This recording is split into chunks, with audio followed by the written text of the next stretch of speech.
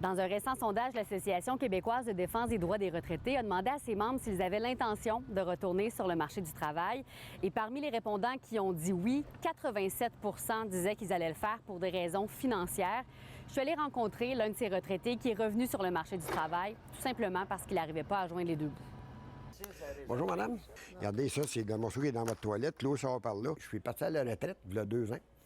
J'ai, comme on dirait, toffé 11 mois, mais je me suis aperçu que c'était pas possible de vivre juste des rentes qui nous fournissent le gouvernement, autant fédéral que provincial. Et puis que du moment que tu touches à tes REER, ben là, tu payes de l'impôt comme si c'est pas permis, finalement. C'était une nécessité pour revenir travailler, là. Quand ils m'ont appelé, j'étais bien content. Il y a plusieurs modèles. Bien, je vais aller vous le montrer ça. Ouais. Il y en a qui retournent parce que c'est pour, si vous voulez, ils ont un besoin vital parce que pour toutes sortes de raisons, il y a des dépenses imprévues.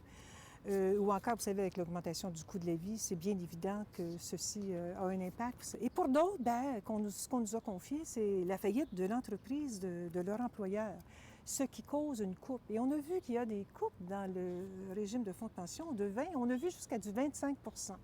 Alors, c'est ce qui amène certains travailleurs d'expérience à revenir sur le marché du travail. Ouais, moi, j'ai travaillé, j'ai fêté mes 55 ans de travail l'année passée, sur le milieu du travail.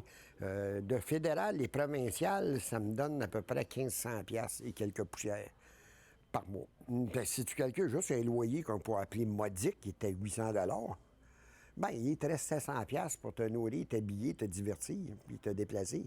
Ça peut pas marcher. Ça peut pas marcher.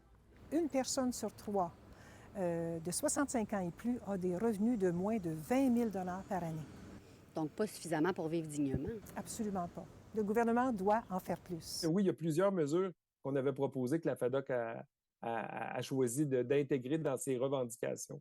Bien, pour les gens les plus pauvres, rendre le crédit d'impôt prolongation de carrière remboursable, c'est une avenue parce qu'il y en a qui disent « Oui, mais ce crédit-là, comme je n'ai pas d'impôt à payer, je n'y ai pas accès. » Donc là, on le donnerait accessible à un plus grand nombre. À 71 ans, on est obligé de convertir son régime de retraite, le REER, en fer.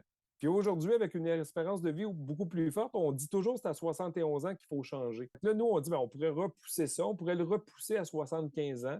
Encore une fois, pour ceux qui veulent travailler, tu arrives à la retraite, là, tu pars de ton employeur, tu dis je demande ma rente, puis 6 mois plus tard, tu dis moi, peut-être j'aimerais ça retourner sur le marché du travail.